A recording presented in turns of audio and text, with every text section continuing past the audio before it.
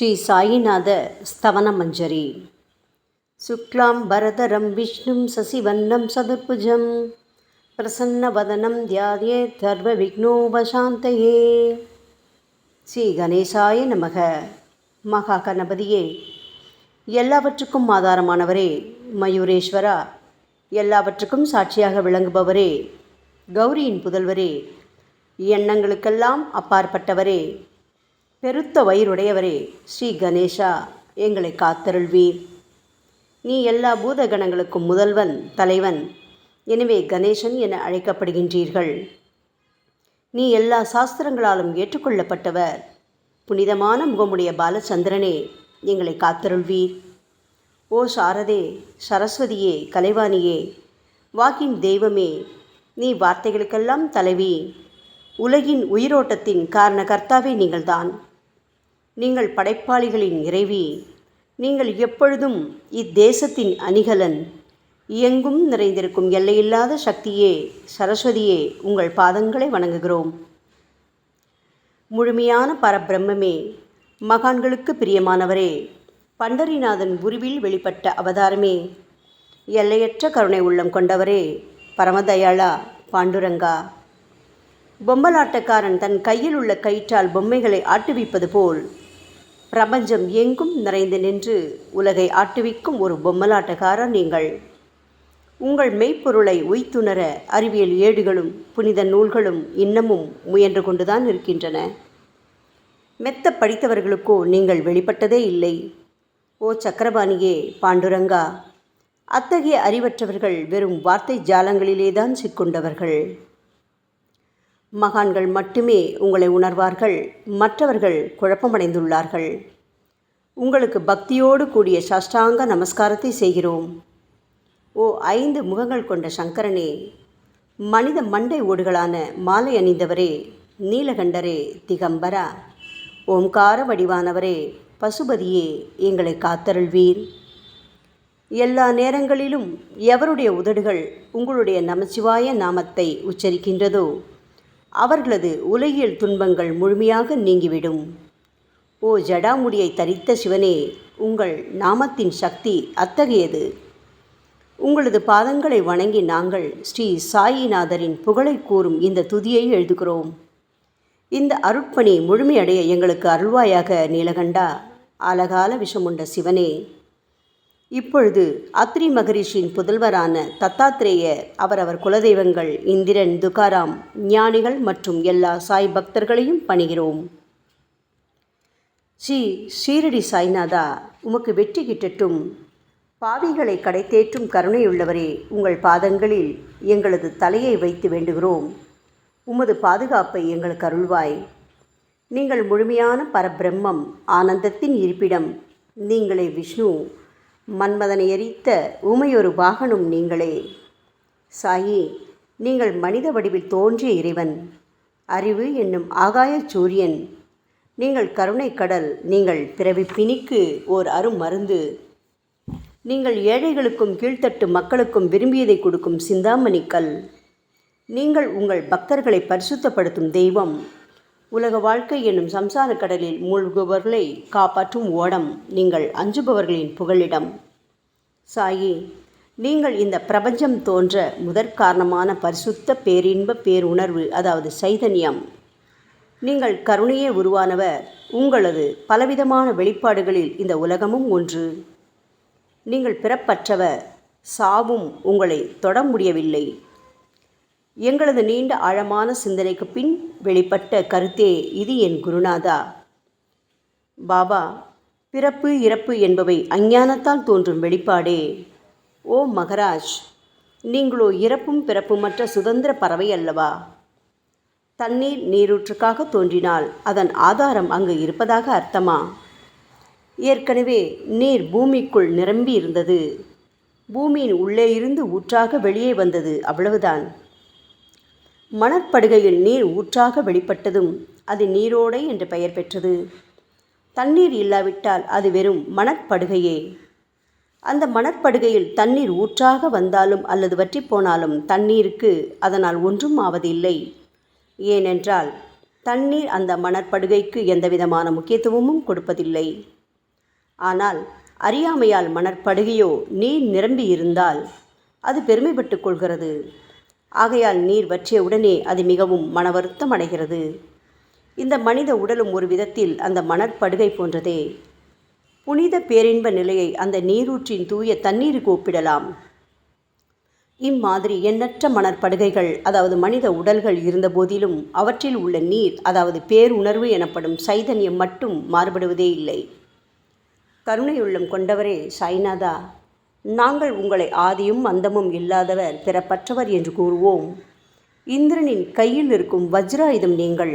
இந்த வஜ்ராயுதம் ததீசி என்ற முனிவரின் முதுகெலும்பை கொண்டு தயாரிக்கப்பட்டது. இதுவரை இந்த பூமியில் எத்தனையோ எண்ணற்ற உயிரினங்கள் தோன்றியுள்ளன, இப்பொழுதும் தோன்றிக் கொண்டுதான் இருக்கின்றன. வரும் காலத்தில் மேலும் எண்ணற்ற உருவங்கள் தோன்றத்தான் போகின்றன. அந்த ஒவ்வொரு தோற்றத்திற்கும் ஒரு தனி உருவமும் பெயரும் கிடைக்கும். இந்த உயிர்கள் ஒவ்வொன்றும் பெயராலும் தோற்றத்தாலும் மட்டுமே இவ்வுலகில் அடையாளம் காட்டப்படுகிறது. ஆகையால் அந்த சுத்த பேருணர்வு நிலையை நீ நான் என்று பிரித்து காட்டுவது சரியல்ல. ஏனென்றால் எது இரண்டாக தோன்ற முடியாதோ அதுவே உண்மையில் பரிசுத்த பேரின்ப பேருணர்வு எனப்படும். அது ஒன்றே அனைவரின் உள்ளும் ஆத்மா என்ற பெயரில் உள்ளது. மேலும் உண்மையை சொல்வதானால் அந்த ஒரே ஒரு சுத்த பேரின்ப பேருணர்வு நிலைதான் உலகம் முழுவதும் வியாபித்திருக்கிறது. அப்படி இருக்கையில் நீ நான் என்ற வேற்றுமைகள் எவ்வாறு இருக்க முடியும்? நீருண்ட மேகத்தில் உள்ள நீரின் தன்மை உலகெங்கிலும் ஒன்றே. ஆனால் அது பூமியை அடைந்ததும் வெவ்வேறு தோற்றங்களை நதி, ஏரி, ஊற்று என ஏற்கின்றன. கோதாவரி மணற்படுகையில் விழும் நீர் கோதாவரி நதி என்றழைக்கப்படும். அதே சமயம் கிணறு ஒன்றில் விழும் நீருக்கு அந்த சிறப்பு தகுதி கிடைப்பதில்லை. கோதாவரி நதி மிகவும் புனிதமானது. சாயி, நீங்கள் அதில் உள்ள தூய நீரை போன்றவர், நாங்களோ குளம், குட்டை, சகதியில் உள்ள நீர் போன்றவர்கள். நம் இருவருக்கும் இடையே உள்ள வித்தியாசம் இதுதான். பாபா, எங்கள் வாழ்வின் குறிக்கோளை அடைவதற்கு நாங்கள் உங்களிடம் வரவேண்டும். கூப்பிய கரங்களுடன் உங்கள் பாதங்களை சரணடைய வேண்டும். ஏனென்றால் நீங்கள் ஒருவரே புனிதத்தின் உறைவிடம் என் குருநாதா. புனிதமடைந்த கோதாவரி நதி மணற்பரப்பில் மழை நீர் பாயத் தொடங்கும் போது அந்த நீர் புனிதத்தன்மையை அடையும். அதை வெறும் தண்ணீராக மட்டும் கருதினால் அந்த தண்ணீர் தான் எல்லா இடங்களிலும் இருக்கிறதே. கோதாவரி நதி தீரம் முழுவதும் புனிதமாக கருதப்பட்டது. பூமியின் அந்த மணற்பகுதி அதன் புனித தன்மையை நிர்ணயம் செய்கிறது.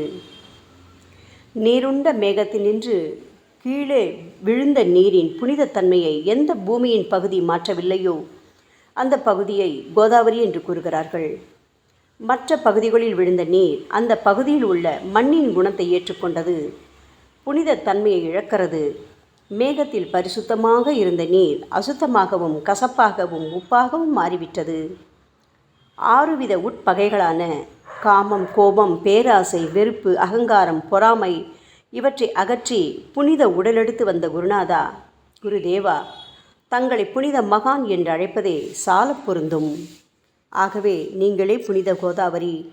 நாங்கள் உங்களை புனித கோதாவரியாக உருவகம் செய்கிறோம். இயங்கும் அத்தனை படைப்புகளிலும் நீங்கள் சிறப்புற முதன்மை பெறுகின்றீர்கள்.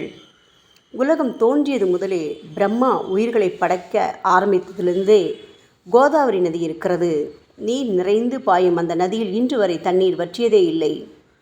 ராமர் கோதாவரி நதியின் கரைக்கு வந்தபோது ஓடிக்கொண்டிருந்த தண்ணீர் இன்று வரை அதே இடத்தில் எப்படி இருக்க முடியும்? கோதாவரி நதியின் மணற்படுகை மட்டும் அதேதான். தண்ணீர் கடலை சென்றடைந்து விட்டது. ஆனால் அந்த கோதாவரி நீர் படுகையுடன் புனிதத்தன்மை மட்டும் என்றுமே மாறாமல் இன்று வரை அப்படியே உள்ளது. ஒவ்வொரு வருடமும் பழைய நீர் வெளியேறி புதிய நீர் அதற்குள் பாய்கிறது. உங்களுக்கு தெரிந்த வாழ்க்கை நியதிதானே இது. ஒரு நூற்றாண்டை ஒரு ஆண்டாக கணக்கிட்டால் அந்த நூற்றாண்டில் தோன்றிய முனிவர்கள் பாயும் நீரை போன்றவர்கள். அவர்களில் மிகப்பெரிய மகான்கள் அந்த நீரில் தோன்றும் அலைகள் போன்றவர்கள். இந்த புனித கோதாவரி நதியில் முந்தைய நூற்றாண்டுகளில் சனாதனர், சனதர், சனந்தனர் போன்ற மகான்கள் வெள்ளமாக தோன்றினார்கள். பிறகு நாரதர், தும்புரு, துருவன், பிரகலாதன், மகாபலி சக்கரவர்த்தி, சபரி, அங்கதன், வாயுகுமாரனான அனுமான், விதுரர், கோபர்களும் கோபியர்களும் வெள்ளமாக தோன்றினர். இவ்வாறு இன்று வரை கடந்த நூற்றாண்டுகள் ஒவ்வொன்றிலும் ஒன்றன் பின் ஒன்றாக மகான்களாகிய வெள்ளம் தோன்றியது. அவற்றை எல்லாம் எங்களால் ஞாபகப்படுத்தி கூற முடியவில்லை.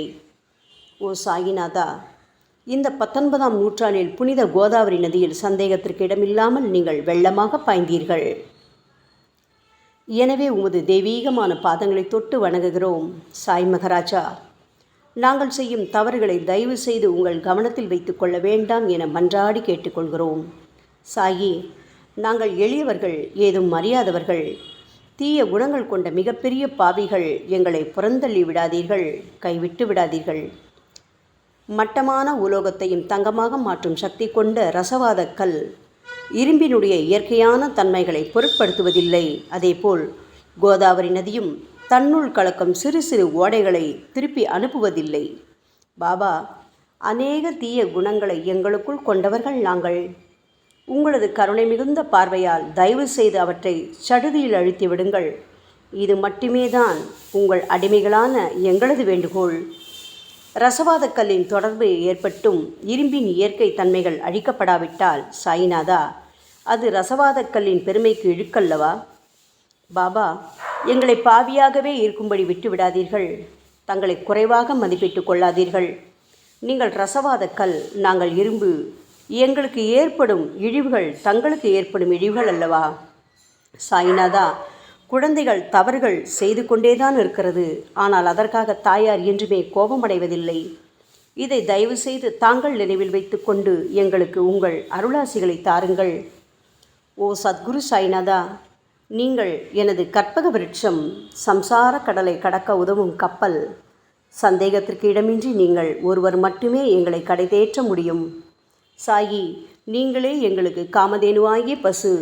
நீங்கள் சிந்தாமணி கல், ஞானவானில் சூரியனும் நீங்களே. நீங்கள் நற்பண்புகளின் சுரங்கம், ஸ்வர்க்கத்திற்கு ஏறிச் செல்லவதும் ஏனியும் நீங்களே அல்லவா எங்களது குருநாதா? புனித செயல்களின் நிறைகள் நிறைய கொண்டவரே, பரிசுத்தமானவரே, சாந்தி மற்றும் பேரின்பத்தின் மொத்த உருவமே தீனதயாளா, குறைகளற்ற முழுமையான அறிவாக உருவெடுத்தவரே, மனிதர்களில் உன்னதமானவரே, சாந்தி மற்றும் மன்னிப்பதின் உறைவிடமே, எங்களின் அடைக்கலமே, எங்களை ஆசீர்வதியுங்கள், எங்களை ஆசீர்வதியுங்கள். கலியுகம் ஆரம்பித்தவுடன் மகாவிஷ்ணுவால் உலகம் உய்ய அனுப்பப்பட்ட 9 நாதர்களில் ஒருவனான சத்குரு மச்சீந்திரநாதரும் நீங்களே. பரமேஸ்வரன் நெற்றிக்கண்ணை திறந்தவுடன் அந்த அக்னியில் தோன்றிய மகாத்மா ஜாலந்தரும் நீங்களே. நீங்கள் மகாராஷ்டிராவில் தோன்றி பக்தி மார்க்கத்தை பரப்பிய ஞானிகளான நிவிருத்திநாதர், ஞானேஸ்வரர், கபீர்தாசர், ஷேக் முகமது ஏகநாதர். சாயி, நீங்கள் சிவனின் ஓர் அவதாரம், தத்தகுரு. நீங்களே பண்டரிநாதர். நீங்கள் ஆஞ்சநேயரின் மறு அவதாரம் ராமதாசர். நீங்கள் மகாராஷ்டிர ஞானி பாண்டுரங்கன் மீது கீர்த்தனை இயற்றிய துக்காராம். சாயிநாதா, நீங்கள் முஸ்லிம் ஞானி ராமபக்தர் சகாராம். நீங்கள் தத்தாத்ரேயரின் மறு அவதாரம் மாணிக் பிரபு. பாபா, உங்களது அவதார தோற்றம் மற்றும் உங்களுடைய எண்ணற்ற தன்மை புரிந்து கொள்ள எங்களுக்கு உண்மையில் கடினமாக இருக்கிறது. உங்களது ஜாதி குலம் பற்றிய எதையும் நீங்கள் எவருக்கும் வெளிப்படுத்தியதில்லை. சாயி, சிலர் உங்களை முஸ்லீம் என்கிறார்கள், சிலரோ உங்களை பிராமணர் என்கிறார்கள். கிருஷ்ண பரமாத்மாவை போன்று எண்ணற்ற தெய்வீக லீலைகளை செய்வதெல்லாம் உங்களுக்கு ஒரு விளையாட்டல்லவா? ஸ்ரீ கிருஷ்ண பரமாத்மாவை பார்த்து பல்வேறு மக்கள் பலவிதமான பெயர்களிட்டு அவரை அழைத்தனர். சிலர் அவரை யதுகுலத்தின் அணிகலன் என்றார்கள். சிலர் அவரை மாடுகள் மேய்க்கும் இடையன் என்றும் அழைத்தனர்.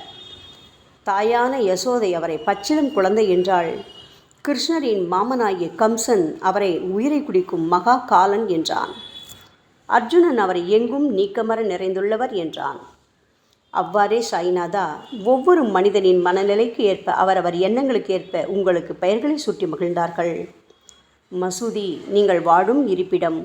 உங்கள் காதுகள் இந்து மத வழக்கப்படி குத்தப்படவில்லை. அதேபோல் பாத்தியா ஓதுவதை பார்த்து நீங்கள் முஸ்லிம் என்று கூறுவது பொருத்தமானதே. சாய்நாதா, நீங்கள் துனி மூலம் அக்னியை வழிபடுவதை பார்த்து நீங்கள் ஒரு இந்து என்று முடிவு செய்யப்பட்டது. பாபா, இந்த வெளிப்புற வித்தியாசங்களை வீண் விவாதம் செய்யும் எண்ணம் கொண்டவர்களே விரும்புவார்கள். உண்மையான ஞானத்தில் ஆர்வம் கொண்டவர்கள் இந்த வெளிப்புற வேறுபாடுகளுக்கு முக்கியத்துவம் தரமாட்டார்கள். சாயி, நீங்களோ பிரம்மத்தின் நிலையில் இருக்கின்றீர்கள். ஜாதி குலம் போன்றவை உங்களுக்கு முக்கியமில்லை. நீங்கள் எல்லோருக்கும் மேலான உயர்ந்த குருவாகவும் இந்த பிரபஞ்சத்தை படைத்தவராகவும் இருக்கின்றீர்கள். முஸ்லிம் இந்துக்களிடையே பகைமையுணர்வு ஏற்பட்டதால் அவர்களுக்கிடையே இணக்கமான உறவையும் ஒற்றுமையையும் ஏற்படுத்துவதற்காகவே அல்லவா நீங்கள் மசூதியில் அமர்ந்து அக்னி வழிபாட்டை நடத்தி உங்கள் லீலைகளை பக்தர்களுக்கு காட்டினீர்கள். நீங்கள் ஜாதி மதங்களுக்கு அப்பாற்பட்டவர். நீங்கள் பிரம்மமே, நீங்கள்தானே சாயி. உண்மையில் நீங்கள் எங்களது எண்ணங்களுக்கெல்லாம் அப்பாற்பட்டவர். உங்களை பற்றிய வாதி பிரதிவாதங்கள், ஊகங்கள், ஆதாரம் இல்லாத கருத்துக்கள் இருக்கும் இடத்தில் எங்கள் வார்த்தைகளுக்கு முக்கியத்துவம் எப்படி கிடைக்கும்? ஆனால் சாயிநாதா, உங்களை பார்க்கும் பொழுது எங்களால் மௌனமாக இருக்க முடியவில்லை. வார்த்தைகளால் போற்றுதலே உலக வழக்கம். எனவே உங்கள் அருளாசியுடன் சாயிநாதா, வார்த்தைகளால் எப்படியெல்லாம் உங்களை போற்ற முடியுமோ அவ்வண்ணமே போற்றி புகழ்கிறோம். கடவுளின் நிலையை விட மகான்களின் நிலை வேறுபட்டும் மிக உயர்ந்ததாகவும் இருக்கும். மகான்களின் அருகில் நான் எனது போன்ற எண்ணங்களுக்கு இடமே இல்லை. கடவுளை வெறுத்ததால் இரண்யகசிபுவும் விஷ்ணுவால் கொல்லப்பட்டார். ராமனால் ராவணன் கொல்லப்பட்டன. மகான்கள் கைகளால் இத்தகைய துர்சம்பவங்கள் ஏற்பட்டதே இல்லை. அரசன் கோபிச்சந்தன் முனிவர் ஜாலந்தரரை சாணக்குவியலுக்குள் புதைத்தான். ஆனால் அந்த நிலையிலும் அரசரின் இந்த செயலுக்காக அந்த முனிவர் வருத்தப்பட்டதே இல்லை. அரசனின் அந்த செயலுக்கு நேர்மாறாக அந்த அரசனை சம்சார சூழலிலிருந்து விடுவித்து அவனை முக்தியடை செய்தார். மகான்களின் சக்தி இப்படிப்பட்டதே. அவற்றை விவரித்து கூற முடியாது. மகான்கள் சூரியனின் ஒளியை போன்று பிரகாசிக்கக்கூடியது. சந்திரனின் மென்மையான ஒளிக்கதிர்கள் போல் இதயத்திற்கு ஆறுதல் கொடுக்கும் தன்மை கொண்டது. மகான்களின் அருள் கஸ்தூரியின் நறுமணம் போன்றது. அவர்கள் கரும்பு சாற்றினை போல் இனிப்பானது. மகான்கள் நிச்சயமாக நல்லவர்களிடமும் தீயவர்களிடமும் ஒரே விதமாகவே நடந்து கொள்கின்றனர். அதற்கும் மேலாக பாவிகளிடம் அவர்கள் காட்டும் அன்பு அளவிட முடியாதது. கோதாவரி நதியில் அழுக்கடைந்த துணிகளே சுத்தம் செய்யப்பட வேண்டி வருகின்றன. சுத்தமான துணிகள் கோதாவரி நதியினின்று வெகு தூரத்தில் பெட்டியிலேயே தங்கிவிடுகின்றன. பெட்டியில் வைக்கப்பட்டிருந்த அந்த துணியும் ஒரு முறை கோதாவரி நதிக்கரைக்கு துவைப்பதற்காக வந்தது. இந்த உவமையில் பெட்டிதான் வைகுண்டம், நீங்களே கோதாவரி. கோதாவரி நதிக்கரையே நம்பிக்கை. எல்லா உயிரினங்களும் துணிகள். 6 விதமான மன விகாரங்களான காமம், கோபம், கஞ்சத்தனம், மதம், பொறாமை, மோகம் ஆகியவையே அவைகளை பற்றியுள்ள அழுக்கு. சாய்நாதா, தங்கள் பாதார விந்தங்களை வணங்குவதே கோதாவரியில் செய்யப்படும் புனித குளியல். ஓ சமர்த்தரே, எங்களது எல்லா பாவங்களையும் மன அழுக்கங்களையும் போக்கி எங்களை சுத்தப்படுத்துங்கள் குருநாதா. பாபா, எங்கள் சம்சார வாழ்க்கையில் உழலும் மக்களாகி நாங்கள் மேலும் மேலும் பாவம் செய்கின்றவர்களாக இருக்கிறோம். எனவேதான் உங்களை போன்ற மகான்களின் தரிசனம் பெறுவதற்கு நாங்கள் தகுதியுடையவர்களாகிறோம். கோதாவரி நதியில் தண்ணீர் நிரம்பியுள்ளது. படித்துறையில் துவைப்பதற்காக துணிகள் வருகின்றன. அவை துவைக்கப்பட்டு சுத்தப்படுத்தப்படாவிட்டால் அது கோதாவரி நதிக்கல்லவா இழுக்கை தேடித்தரும்.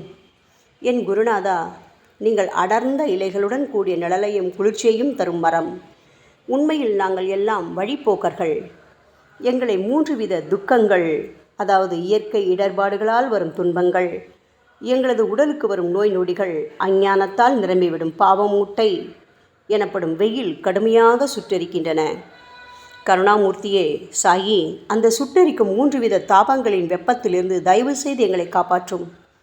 தங்களது கருணை என்னும் குளிர்ந்த நிழல் இந்த சம்சாரம் என்னும் வாழ்க்கை கடலை கடக்க உதவும் தன்மை கொண்டது.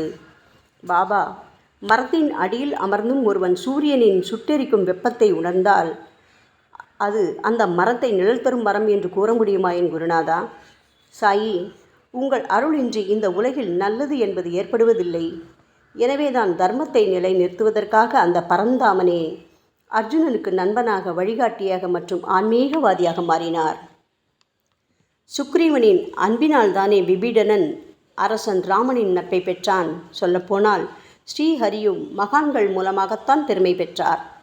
பிரம்மம் என்பது உருவமற்றது. எனவேதான் வேதங்களால் அதை வர்ணித்து கூற முடியவில்லை. ஆனால் பூமியில் அதை மனித உருவில் தோன்ற வைத்து மகான்கள் அதன் உருவமற்ற தன்மையை மாற்றினர். தாமாஜி என்ற பக்தனுக்காக பகவான் பாண்டுரங்கனை ஒரு தாழ்த்தப்பட்ட குலத்தில் பிறந்தார். சோகமேளா என்ற பக்தருக்காக உலகை காக்கும் தெய்வமே இறந்த எருமைகளின் உயிரற்ற உடல்களை எடுத்தார்.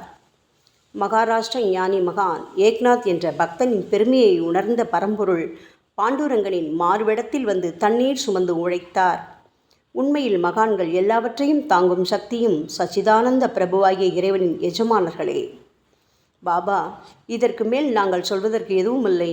நீங்களே எங்களின் தாயும் தந்தையும். ஷீரடி கிராமத்தில் வசிக்கும் என் சத்குரு சாய்நாதா. சாயி, உங்கள் லீலைகளை எவர் ஒருவராலும் உண்மையிலேயே முழுமையாக புரிந்து கொள்ள முடியாது என்கின்ற பொழுது சாதாரண மனிதனாகிய நான் எவ்வாறு அவற்றை விளக்க முடியும் கூறுங்கள். எல்லா உயிரினங்களையும் காப்பாற்ற நீங்கள் ஷீரடிக்கு வந்திருக்கின்றீர்கள். மண் அகல் விளக்குகளில் வெறும் தண்ணீரை ஊற்றி அவற்றை எரிய வைத்தீர்கள். மிக குறுகிய மரப்பலகையை தொங்கும் ஊஞ்சல் படுக்கையாக்கி உங்கள் யோக சக்தியை உங்கள் பக்தர்களான எங்களுக்கு காட்டினீர்கள். அநேக பெண்களின் மலட்டுத்தன்மையை முழுவதுமாக நீக்கி குழந்தை பாக்கியத்தை பெறச் செய்தீர்கள். உதியின் மூலம் தீர்க்க முடியாத வியாதிகளையும் குணப்படுத்தி பரிபூர்ண சுகம் கொடுத்தீர்கள். என் சாயியே, இவ்வுலக சம்பந்தமான துன்பங்களை நீக்குவது உங்களுக்கு ஒரு பொருட்டே அல்ல. யானை ஒன்று எறும்பை சுமையாக கருதுமா? குருராயா, இப்பொழுது உங்களது பாதங்களை சரணடைந்து விட்டோம். எங்களை திருப்பி அனுப்பி புறந்தள்ளி விடாதீர்கள். எங்களின் மகாராஜ், நீங்கள் அரசர்களுக்கெல்லாம் அரசன். நீங்கள் குபேரனை விட செல்வம் அடைந்தவர். நிச்சயமாக தன்னிகரற்ற வைத்தியர். உங்களை விட மேலானவர் இந்த உலகில் நிச்சயமாக எவரும் இல்லை சாயி. மற்ற கடவுள்களை வணங்குவதற்கு தனித்தனியாக பூஜை பொருட்களும் வழிபாட்டு முறைகளும் உள்ளன. ஆனால் உங்களை வணங்குவதற்கு தகுதியான பொருட்களே இந்த உலகில் இல்லை என் குருநாதா. சூரியனின் ராஜ்யத்தில் தீபாவளி பண்டிகையை கொண்டாடுவதென்றால் எவ்விதமான பொருட்களை கொண்டு அதை கொண்டாடுவோம்? சமுத்திரத்தின் தாகத்தை தணிப்பதற்கு பூமியில் போதுமான தண்ணீர் கிடைக்காது. நெருப்பை சூடாக்குவதற்கு எங்கிருந்து அக்னியை கொண்டு வருவது? ஓ ஸ்ரீ சமர்த்த குருடாயா, பூஜை செய்ய உதவும் பொருட்கள் யாவற்றிலும் இருப்பது உன் ஆத்மாவே. ஆரம்பம் முதலே அவை உன் ஒரு பகுதியே அல்லவா? மேலே கூறப்பட்டவையெல்லாம் தத்வார்த்த ரீதியில் கூறப்பட்டவையே. அனுபவங்களின்றி கூறப்படும் வார்த்தை ஜாலங்கள் வீணே. சம்பிரதாய சடங்குகளின்படி உங்களுக்கு பூஜை செய்ய வேண்டுமென்றால் அதனை செய்வதற்கு தேவையான பூஜை சாமான்கள் எங்களிடத்தில் இல்லையே என் குருநாதா. கருணாமூர்த்தியே, எங்களின் கற்பனை திறனின் அடிப்படையில் உங்களுக்கு வழிபாடு செய்கிறோம். தயவு செய்து அந்த வழிபாட்டை இந்த அடிமைகளிடமிருந்து ஏற்றுக்கொள்ளுங்கள். சாயி, இப்பொழுது எங்களது அன்பு மிகுந்த கண்ணீரால் உங்கள் பாதங்களை கழுவுகிறோம். உண்மையான பக்தி என்னும் சந்தனத்தை அரைத்து சாந்தாக்கி உமக்கு இடுகிறோம். அழகிய வார்த்தைகளால் எழுதப்பட்ட இந்த துதியையை உமக்கு மாலையாக அணிவிக்கின்றோம். எங்களது கெட்ட குணங்களை தூபமாக்கி உமக்கு முன் எரிய விடுகிறோம். உமக்கு முன் எரியும் போது எந்தவிதமான தீய வாசனையும் எழுவதில்லை.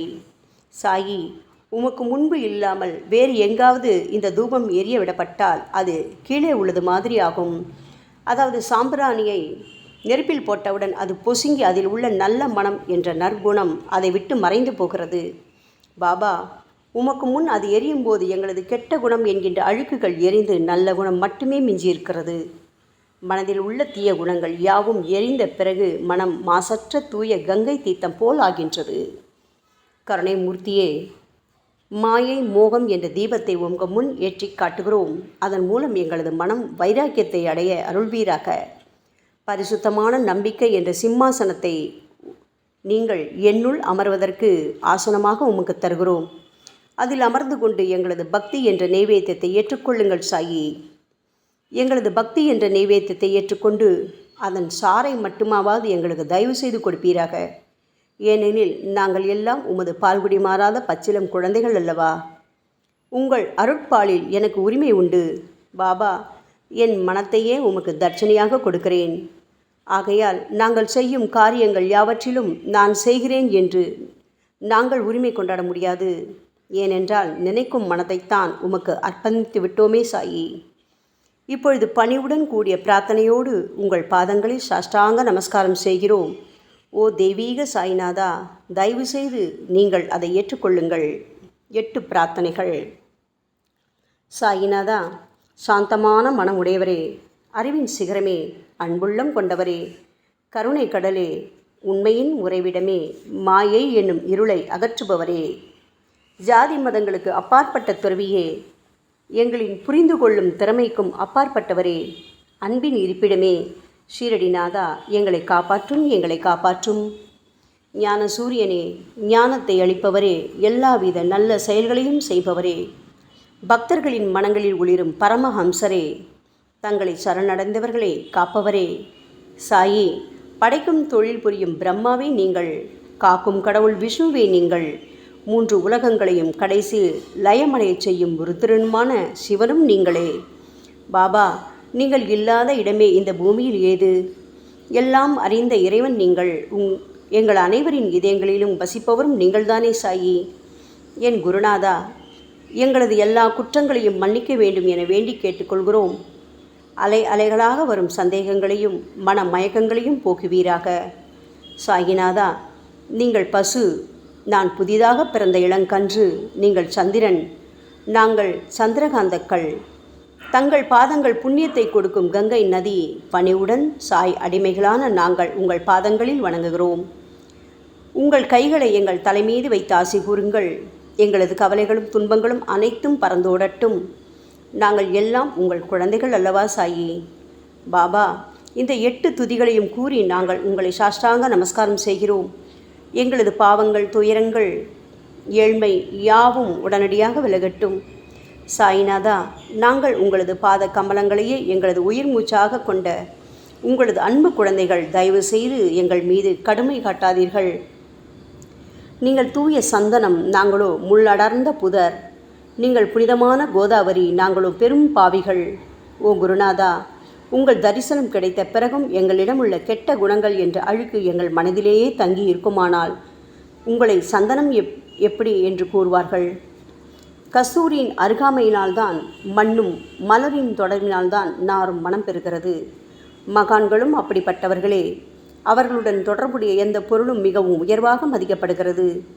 சிவபெருமானின் விபூதி, நந்தி ஆகியவற்றை ஏற்றுக்கொண்டதால் 8 திக்குகளிலும் அந்த பொருட்கள் புகழ் பெறுகின்றன. இடையர்களை மகிழ்விப்பதற்காக யமுனை நதிக்கரையில் உள்ள பிருந்தாவனத்தில் உலகிற்கெல்லாம் இறைவனான கிருஷ்ண பரமாத்மா ஊரியடி என்ற விளையாட்டை விளையாடினான். அனைவராலும் அது ஏற்றுக்கொள்ளப்பட்டது. ஆகவே நாங்கள் பாவிகளான போதிலும் உங்கள் சேவையில் ஈடுபட்டுள்ளோம். ஓ குருநாதரே, எங்களது நிலைமையை பற்றி மனதில் தயவு செய்து எண்ணிப்பாரும். ஓ சாயிநாதா கருணாமூர்த்தியே, இந்த லௌகீக உலகிலோ அல்லது ஆன்மீக வழியிலோ எந்த விஷயங்களெல்லாம் எங்களுக்கு சந்தோஷத்தை கொடுக்கும் என எங்களது மனம் சந்தேகமில்லாமல் நம்புகின்றதோ அவற்றையெல்லாம் நீங்கள் எங்களுக்கு அளித்தருள வேண்டும் சாயி. உங்களது கருணையால் இந்த மாதிரி செய்துவிடுங்கள் சாயி. எங்களது மனத்தை அடக்கி விடுங்கள். சமுத்திரங்கள் எல்லாம் தித்திப்பாக மாறினால் பிறகு அவை உப்பு கரிக்குமே என்ற பயம் தோன்றாதே. பாபா, சமுத்திரத்தை தித்திப்பாக்கும் சக்தி உங்களுக்கு உண்டு. ஆகையால் தான் எங்களது இந்த வேண்டுகோள். தயவு செய்து இந்த வேண்டுகோளை நிறைவேற்றுங்கள் சாயி. எங்களிடம் என்னென்ன குறைகள் உண்டோ அவை அனைத்தும் உங்களுடையதே. ஆத்ம ஞானம் பெற்றவர்களில் முதலிடத்தில் உள்ள உங்களிடம் குறை என்பதை பொருந்தாதே. சரணாகத வச்சலா, இப்பொழுது இதற்கு மேலும் நான் ஏன் அதிகம் பேச வேண்டும்? நீங்கள் மட்டும்தானே எங்களது ஒரே அடைக்கலம். தாயின் இடுப்பில் உள்ள குழந்தை இயல்பாகவே பயமற்று இருக்கும் அல்லவா? மகாராஜா, இந்த துதியை எவரவர்களெல்லாம் அன்புடனும் ஆத்மார்த்தமாகவும் படிக்கின்றார்களோ அவர்கள் ஒவ்வொருவரின் ஆசைகளை தயவு செய்து நிறைவேற்றி கொடுங்கள் சாயி. இந்த துதியை படிப்பவர்களின் 3 வித தாபங்களையும், இயற்கையின் இடர்பாடுகளில் வரும் துன்பங்கள், நமது உடலுக்கு வரும் நோய் நொடிகள், அஞ்ஞானத்தால் நிரம்பிவிடும் பாவம் மூட்டை ஓராண்டிற்குள் விலகிவிடும் என்பதே இந்த துதிக்கு உங்களது ஆசையாக என்றென்றும் நிரந்தரமாக இருக்க வேண்டும் பாபா. பாராயண முறை. குளித்து முடித்துவிட்டு மனதில் முழுமையான நம்பிக்கையுடன் தொடர்ந்து இந்த துதியை பாராயணம் செய்ய வேண்டும். அப்படி முடியாவிட்டால் வாராவாரம் வியாழந்தோறும் சத்குருவை வணங்கி அவர் உருவை தியானம் செய்து கொண்டு இந்த துதியை பாராயணம் செய்யுங்கள். இதுவும் கூட முடியாவிட்டால் மாதம் வரும் 2 ஏகாதசி தினங்களில் இந்த துதியை பாராயணம் செய்யுங்கள். இது ஏற்படுத்தும் விளைவுகளை பார்த்து அதிசயப்படுவீர்கள். குருமூர்த்தியான சாய்நாதர் இந்த துதியை பாராயணம் செய்பவர்களுக்கு இவ்வுலகியல் ஆசைகளை முழுமையாக உடனடியாக நிறைவேற்றுவார். இந்த துதியை திரும்ப திரும்ப பாராயணம் செய்வதால் முட்டாள்கள் கூர்மையான புத்தியை அடைவார்கள். யாருடைய வாழ்நாளாவது குறைவானதாக இருப்பேன் இந்த துதியை அவர்கள் படிப்பதால் 100 ஆண்டு காலம் வாழ்வார்கள். இந்த துதியை தொடர்ந்து பாராயணம் செய்து வந்தால் செல்வம் குறைவாக ஏழையாக இருந்தால் செல்வத்தின் அதிபதி குபேரன் அவர்கள் வீட்டிற்கு வந்து தங்கி அவர்களுக்கு ஏவல் புரிவான். இது சத்தியம், இது சத்தியம், இது சத்தியம் என 3 முறை கூறுகிறார். குழந்தை செல்வம் இல்லாதவர்கள் இந்த துதியை தொடர்ந்து படித்து வந்தால் குழந்தை செல்வம் பெறுவர். இந்த துதியை படிப்பவர்களின் வியாதிகள் எல்லா பக்கங்களிலும் பறந்தோடிவிடும். வியாதி நின்று குணம் கிடைக்கும். இந்த துதியை திரும்ப படித்தால் பயம் மற்றும் கவலை மறைந்து போகும். மதிப்பும் மரியாதையும் கிடைக்கும். அழிவற்ற பிரம்மத்தை உணர்வார்கள். பிரம்ம ஞானம் கிட்டும். அறிவுடையோரே, இந்த துதியின் மீது உங்கள் இதயங்களில் முழுமையான நம்பிக்கை வையுங்கள். சந்தேகங்கள், நம்பிக்கையின்மை, தவறான எண்ணங்கள் ஆகியவற்றுக்கு கொஞ்சம் கூட மனத்தில் இடம் கொடுக்காதீர்கள். ஷீரடிக்கு புனித பயணம் மேற்கொள்ளுங்கள். பாபாவின் தாமரை பாதங்களை மனதில் இருத்துங்கள். அவர் அனாதைகளின் உறவினர், பக்தர்களின் விருப்பங்களை நிறைவேற்றும் கற்பகத்தரு, கேட்டதை கொடுக்கும் கலியுக தெய்வம். பாபாவால் உணர்வூட்டப்பட்டு இந்த துதியை நான் இயற்றினேன். இல்லாவிட்டால் எந்த விதமான முக்கியத்துவமும் இல்லாத என்னால் இந்த துதியை எவ்வாறு எழுத முடியும்? ஆங்கில ஆண்டு 1918 புரட்டாசி மாதம் வளர்பிறையில் விநாயக சதுர்த்தி அன்று சூரிய உதயத்துக்கு முன் இந்த பாமாலை நிறைவு செய்யப்பட்டது. புனிதம் வாய்ந்த நர்மதா நதிக்கரையில் இந்தூருக்கு அருகிலுள்ள ஊரான மகேஸ்வர கஷேத்திரத்தில் ஸ்ரீ அகல்யா தேவியின் சந்நிதியில் சாயிநாதரை போற்றி பாடும் இந்த சவண மஞ்சரி நிறைவடைந்துள்ளது. மகேஸ்வரம் என்ற புனித தலத்தில் இந்த துதி நிறைவடைந்தது. ஸ்ரீ சாயிநாதர் என் மனதிற்குள் புகுந்து இந்த துதியின் ஒவ்வொரு வார்த்தையையும் புற வைத்தார். தாஷ்கன் மகராஜ் எல்லா ஞானிகள் மற்றும் துறவிகளின் வேலையாள். எங்கும் மங்களம் பொங்கட்டும். ஸ்ரீ சாயிநாதரை போற்றி பணிவுடன் எழுதப்பட்ட இந்த ஸ்ரீ சாயிநாத ஸ்தவன மஞ்சரி என்ற துதி பாராயணம் செய்பவர்கள் சம்சார கடலை கடக்க உதவட்டும். இது ஸ்ரீ பாண்டுரங்கனுக்கு தாஷ்கனு மற்றும் சாய் பக்தர்களின் நம்பிக்கை மற்றும் பணிவோடும் கூடிய பிரார்த்தனை. மங்களம், சுபமங்களம். ஸ்ரீ சச்சிதானந்த சமர்த்த சத்குரு ஸ்ரீ சாய்நாத் மகராஜ் கி ஜெய். ஓம் சாய்ராம்.